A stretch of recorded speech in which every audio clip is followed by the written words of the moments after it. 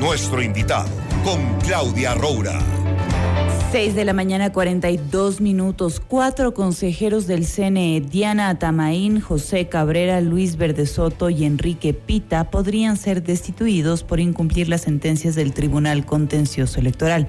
Esto respecto a la sentencia hecha para los procesos internos del Movimiento Justicia Social y poder inscribir sus candidatos, en los que estaba para binomio presidencial Álvaro Noboa y Gino Cornejo. Por otro lado, el Comité de Derechos Humanos de la Organización de Naciones Unidas habría solicitado al Estado ecuatoriano que se cumpla una sentencia de la justicia electoral para que se inscriba al empresario Álvaro Noboa como candidato a la presidencia, justamente por el movimiento Justicia Social. Y para entender todo este enrollo nos contactamos con Mauricio Alarcón, director de la Fundación Ciudadanía y Desarrollo. Mauricio, buenos días y bienvenido a Notimundo al Día.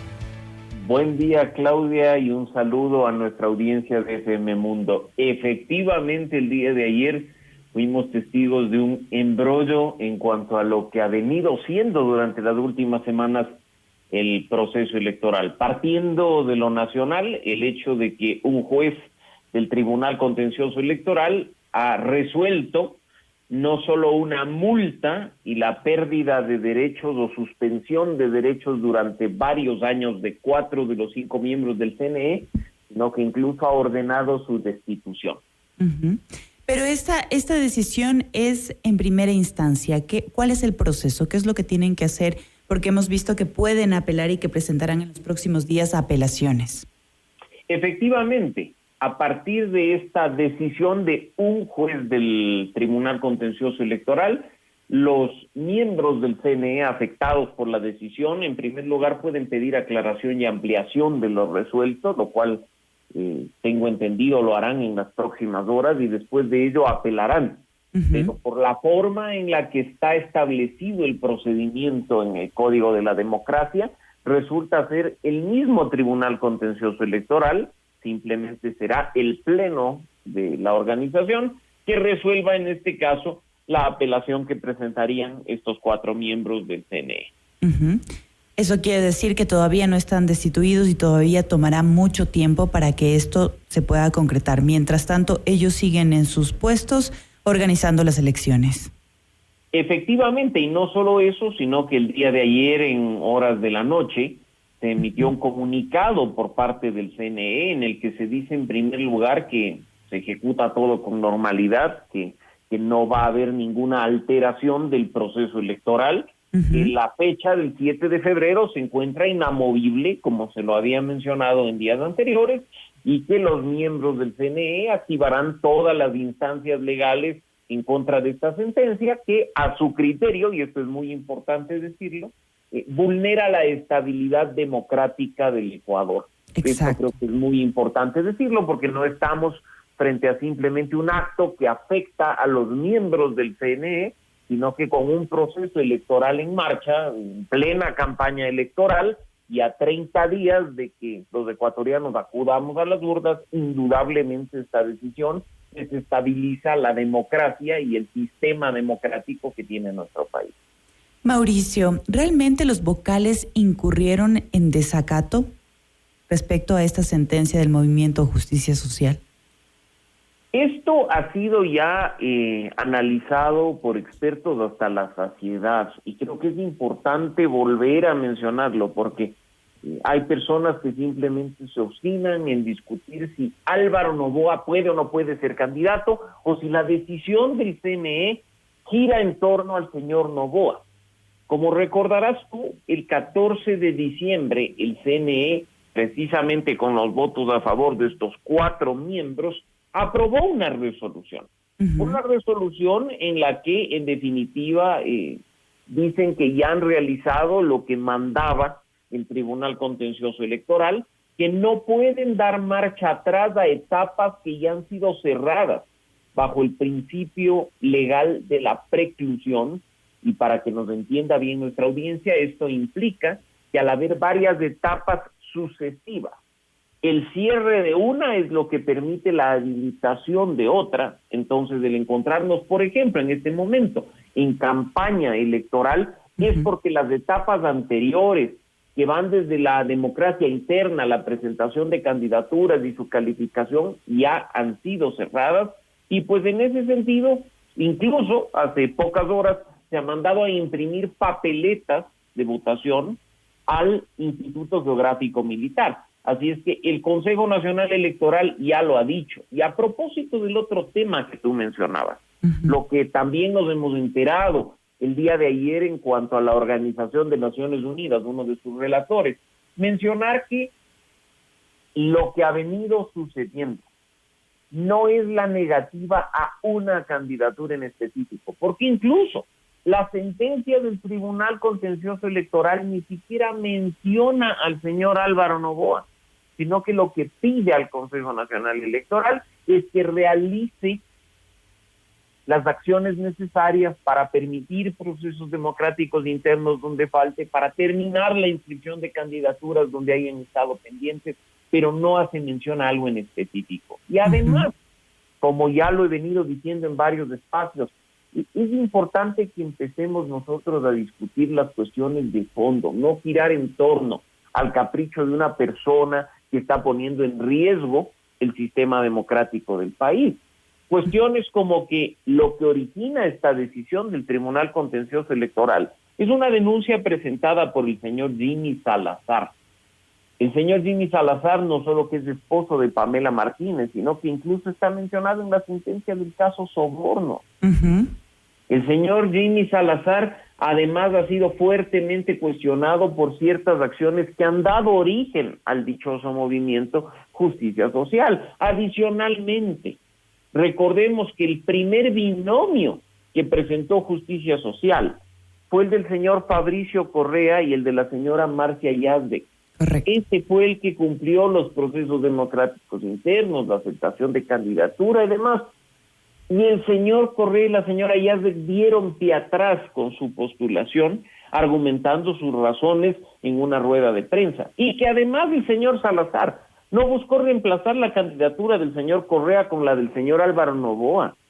El señor Jimmy Salazar públicamente anunció e incluso intentó inscribir ante el CNE las candidaturas de Carlos Casanelo y Marien Segura, que fue miembro de la Corte Constitucional junto a su esposa Pamela Martínez.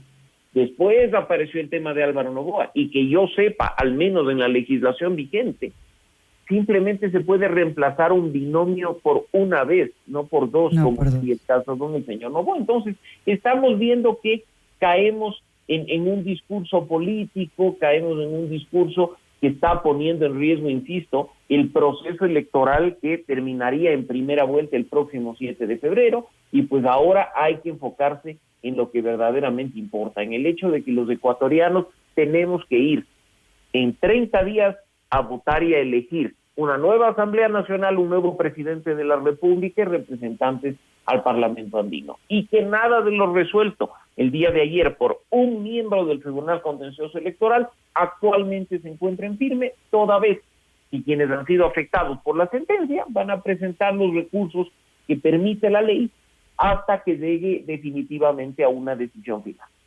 Mauricio, esta solicitud del Comité de Derechos Humanos de la ONU no tiene que ser efectiva ni aplicable en el Ecuador. En lo personal sorprende una decisión de este tipo. Parecería incluso, conocedor de estos temas como soy, que el Estado ecuatoriano no proporcionó información suficiente ni adecuada al Comité de Derechos Humanos y específicamente a los relatores que han sido involucrados en este proceso, porque estamos hablando que al menos del escrito que se ha conocido el día de ayer, se dice que se ordena al Estado garantizar el cumplimiento de la sentencia del Tribunal Contencioso Electoral, permitiendo que Álvaro Noboa sea inscrito como candidato, cuando, insisto, la sentencia del Tribunal Contencioso Electoral en ninguna de sus partes ordena la inscripción del señor Álvaro Noboa. Aquí algo de lo resuelto en función de lo que ha conocido el Comité de Derechos Humanos de Naciones Unidas, en lo personal le hace mucho ruido. No obstante, estas medidas provisionales que han sido emitidas por el Comité de Derechos Humanos, de acuerdo con un protocolo que está adscrito al Pacto Internacional de Derechos Civiles y Políticos, deberá ser analizado por el Estado ecuatoriano y evidentemente ser cumplido en lo que se considere es posible cumplirlo. Por lo cual, insisto, lo que se menciona ahí no corresponde desgraciadamente a la realidad, con lo cual yo dudo que la información que haya recibido por parte del Estado y Comité de Derechos Humanos corresponda efectivamente a lo que ha venido sucediendo en las últimas. Mauricio, el empresario Álvaro Noboa dice que va a agotar todas las instancias para estar en esa papeleta de este año, así sea un día antes de las elecciones. ¿Es probable que en un punto él lo logre? ¿Qué otras instancias él tiene? Porque sigue haciendo ruido mientras ya estamos incluso en campaña electoral. Y hay otro tema bastante complicado en esto, que él está promoviendo el voto nulo. Es decir, que si es que no estoy yo en la papeleta, entonces que gane el nulo.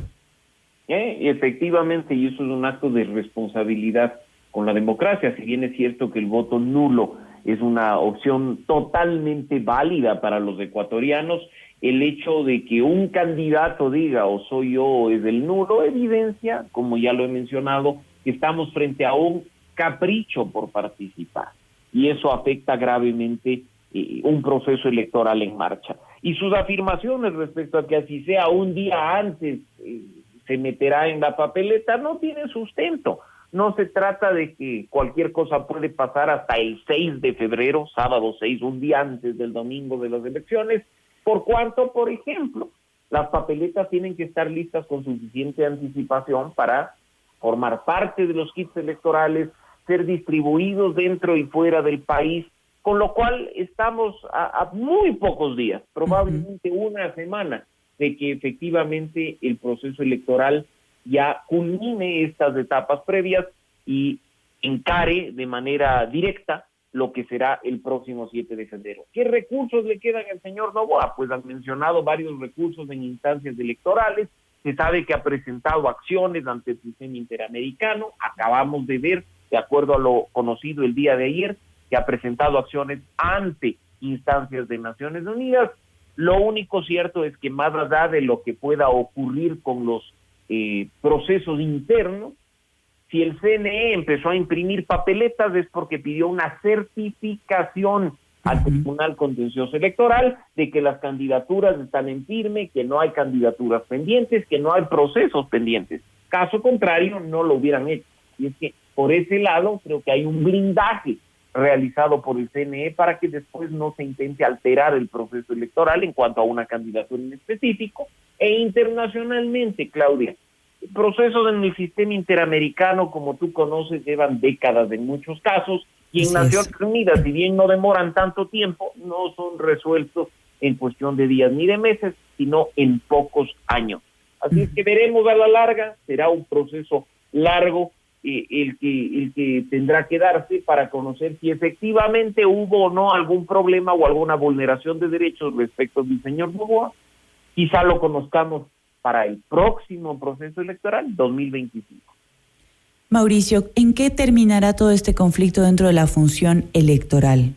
De alguna forma tú nos estás dando tranquilidad porque el proceso electoral sigue, las elecciones serán el 7 de febrero, ya se están imprimiendo las papeletas y para eso obviamente hay un respaldo de certificación. Pero el conflicto entre el CNE y el TC.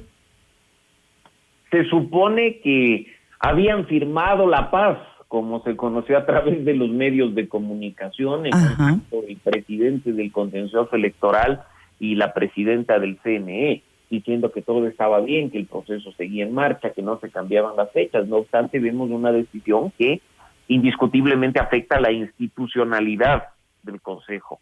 Así es que esperemos que esto no pase a mayores. Si bien es cierto que mucha gente reacciona de manera negativa ante lo decidido por el juez Ángel Torres del Tribunal Contencioso Electoral, esta decisión está amparada en el Código de la Democracia, no se trata de una decisión ilegal ni inconstitucional. Quizá podamos en algún momento analizar la sentencia, el fondo. En lo personal creo que el análisis del juez Torres es, por decirlo menos, deficiente, pero se ha respetado incluso el tema del debido proceso. Recordarás que hace pocos días hubo una larguísima audiencia en el Contencioso Electoral en el que los miembros del CNE presentaron sus argumentos, la defensa del señor Salazar hizo lo propio, así es que se llevó a cabo un proceso que ha terminado con esta sanción. No obstante, en lo personal, y eso es lo que yo transmito en este espacio, mi tranquilidad radica en el pronunciamiento del CNE el día de ayer, en el sentido de que el proceso electoral sigue, la fecha de las elecciones es inamovible y que pues llevarán a cabo las acciones legales que les permite la Constitución y la ley para defenderse como corresponde a una circunstancia de estas. Y un mensaje que creo que es importante transmitirle a nuestra audiencia: no podemos, bajo ningún concepto, poner en riesgo un proceso electoral en marcha. Perfecto. ¿Qué intereses habrá detrás para llegar a este punto? Esperemos que terminen, esperemos que desaparezcan, porque lo más importante en una democracia, si bien no es el único elemento, es garantizar la posibilidad de los ciudadanos de ir a las urnas a elegir a sus representantes. Y eso tiene que hacerse el próximo 7 de febrero. Perfecto, y con esas reflexiones cerramos este noticiero. Muchísimas gracias, Mauricio Alarcón, director de la Fundación Ciudadanía y Desarrollo. Muchas gracias por acompañarnos. Gracias, Claudia, un buen día. Esto es Notimundo al Día, siempre bien informado, siempre bien informado, siempre bien